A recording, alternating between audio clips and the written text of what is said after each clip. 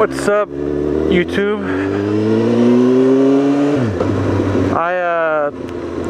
Today is the day that I sign up my little brother. He's 6 years old to play full contact football. My brother, when he was 1 year old, 1 to 2, when my parents would take him to my football games in high school because I played high school football, and I wasn't a bench warmer, by the way, because there's a lot of people out there that act hard but they never even played.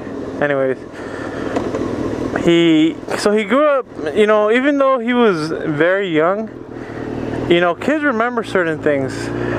Just like they say that they when they're in the womb, they're listening to the noises around them. They already understand who their mother and father are. So he would go to my parents would take him to my games and my home games. And then when I graduated, my brother, I guess the middle brother, he began playing football for the same high school, so my parents took him there.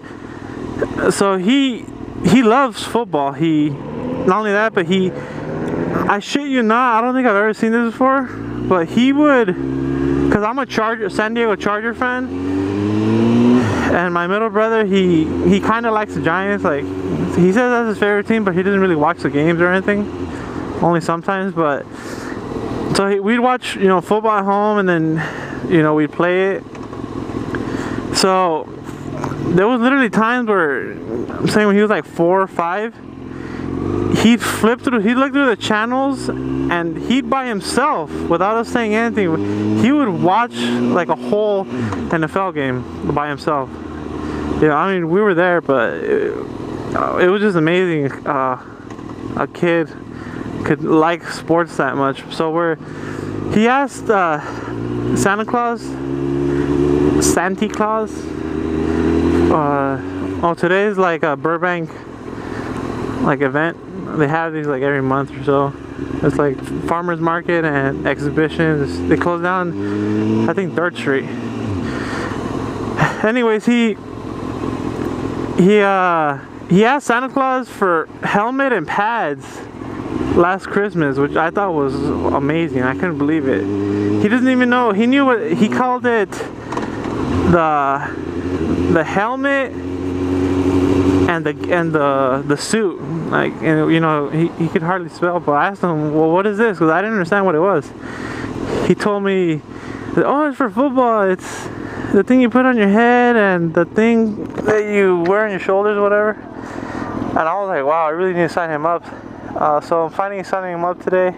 So that's what I'm doing today. I'm also going to talk about the best tips for a beginning biker, as in you just got the bike, you know, you're barely riding it and stuff like that. So these are, I think, very important tips that you guys should definitely follow. Yeah, because see, when you first get a bike, there's certain things that I feel are important to do. For example, so let's start off with saying that these are the tips that I think are good for a starting beginning biker. Anyways, number 1, don't do things you're uncomfortable with. Example, you got a bike, and let's say one of your buddies already had a bike for longer than you. He tells you, oh man, you have a motorcycle, let's go to the canyons. I'm telling you right now, if you feel peer pressured to do it, or you feel like you have something to prove, or like, oh yeah, I just got a motorcycle, I'm doing all this crazy shit, you're going to crash. It's that simple. Don't try to take it slow and easy. You know, if you have real friends, they wouldn't, first of all, they wouldn't be inviting you to hit the canyon as soon as you get your first bike. Because you need, I believe, over 8 months of riding experience. That's just like a rough estimate, depending how much you ride or whatever. Because even after 6 months of me having my Ninja, This is a street by my house where it curves crazy. It's like a long street, a boulevard. And until recent, you know, it took me over 6 months to finally be comfortable with going a little fast on that curve, because it was pretty, you know, crazy, the curve. But yeah, number one, don't do things that you haven't practiced on. Get comfortable with your bike first. Don't try to prove anything. Number two, tip number two would be don't race. Don't try to, you know, start races against other bikers you see in the street or whatever. That's a mistake I made. I'm the first to say that. I was acting a squid most of my, well, my first year of riding, I guess. Not all the time, but there would be times where there was like a cruiser bike next to me and I just take off, or, you know, sometimes I'd be stopped in a red light and I would start revving my engine, doing stupid shit. I can tell you right now that if I saw myself doing that now, I wouldn't, you know, go up to him, talk shit, but I would be, fuck that squid over there, or, you know, stop trying to act cool. Because pretty much don't cause attention to yourself. Don't try to, yeah, I understand it's cool riding a motorcycle, but don't overdo it either. Don't think that just because you have a motorcycle and you ride one, you can act like a douchebag. Because there's a lot of bikers out there that act like douchebags. Tip number three, when you're first starting out, I really suggest you wear a jacket. I'm not saying wear a whole suit or anything like that, but you should definitely wear at least a protective jacket, because you're more prone to crashing when you're first starting out, because you're still, you know, new to it. So you should definitely wear a jacket. Always wear gloves, that's for damn sure. Just like if you watch Do It with Dan, when he had his accident, he had no skins on his hands. And, you know, the hands are the most important thing. Yeah, if you fuck up your legs, it sucks too, but you're not gonna wash your ass with your feet either. You're gonna wash your hands, you're gonna eat, you're gonna pick your nose, you're gonna do everything with your hands. So it's just, there's been times where I've been lazy and I don't wear my gloves, or I don't buckle my chin strap on my helmet, and even till now, like 2 rides ago, I did that. I just, you know, didn't think about it. But it's very important, because at any time and any moment you can go down. If it's, you know, you might be driving perfectly fine and there's 0 cars around you and your tire just pops in the back, or the front tire, and you panic. Or even if you don't panic, if you go down, if your chin strap is not connected or tied down on your helmet, with the impact of your body flying down, the helmet's gonna fly off like a shoe. If you see a lot of accidents on YouTube, the first thing that flies off is the people's shoes. That's because with the force of your body swinging to the floor, it's gonna fall off, and you know, you gotta protect your head. That's the most important thing. Your hands too. So yeah, chargers. So my third tip would be don't start customizing your bike to a certain extent as soon as you get your first bike, because you don't know if you're gonna keep that bike, especially if it's a smaller 250 or 300 or 500.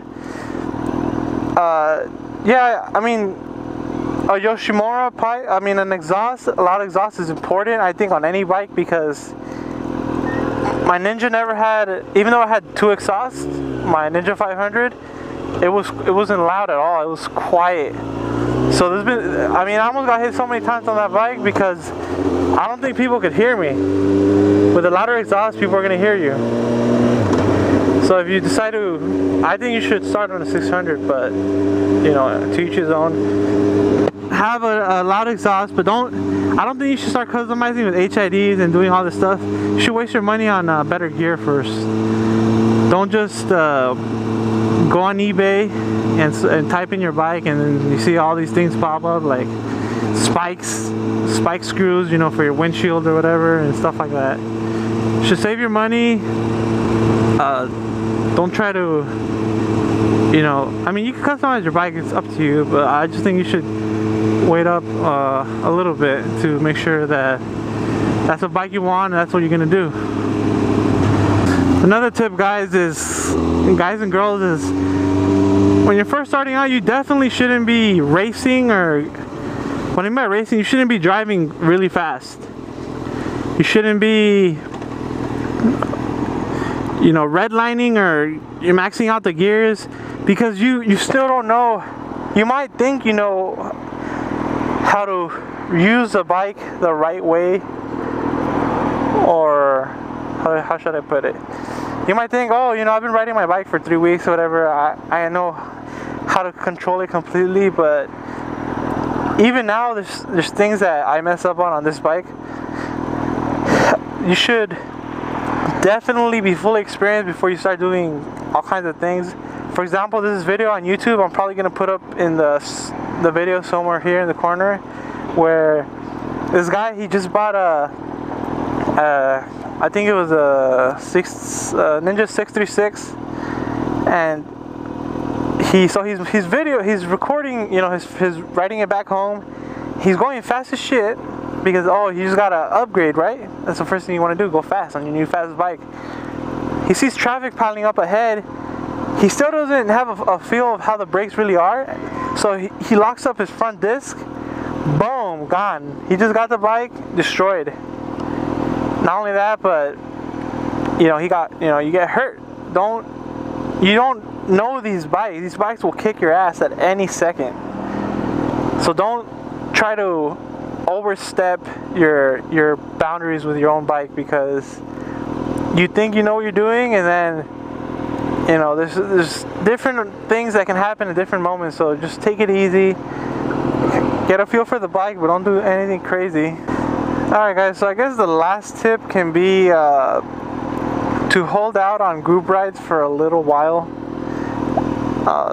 I'll tell you, as from personal experience, if it's a group that you're friends with and they know, hey, you know, you're a new rider, then they'll know, you know, to drive a little slow and stuff. But if, you know, you just got your bike not that long ago, and the first thing you do is you go on meetup.com or anywhere, and you find a group, and you go to their meetup location and you ride with them. And these guys have no idea that, you know, you're new, you know, you're into riding and everything. Even if you tell them, they're not gonna slow down just for you, because, for example, my first group ride, I was still kind of noobish on the bike, and these guys were taking off. They're hitting the canyons, because we hit the canyons. By that time, I had already been riding for about a year, but still, you're still learning something every day. And they're going really fast and hitting the canyons, and I wasn't at that comfort level on my bike yet, so I was, you know, a little behind.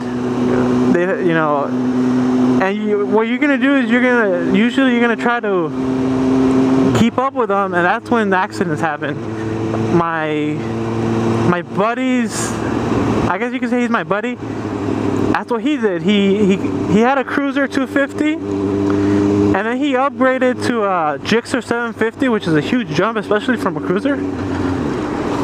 And he went on a group ride literally like 2-3 weeks after getting his Gsxr 750, and you know, you feel pressure to keep up with these guys, because most of these groups are experienced riders.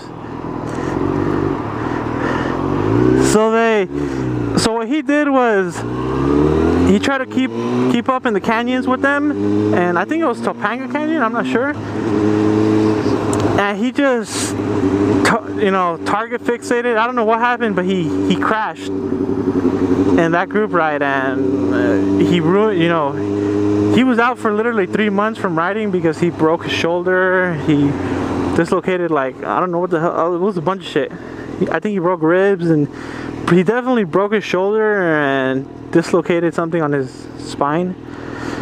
That's all because he thought, oh, I got a fast bike, now I'm gonna go join these big tough guys. I mean, not tough guys, it's a group I went riding with, but these guys are experienced veterans, years of experience. So he ended up crashing. He just got the bike, so he was actually buying it too, you know, monthly payments. So he didn't fully own it, and he just wrecked it. And these are my tips for you guys. You know, obviously these are my opinions. I might be wrong in some parts, but this is what I think. You know, I'm just trying to look out for you new riders. I don't want you guys to get hurt or anything, because you get discouraged the first time you fall or whatever.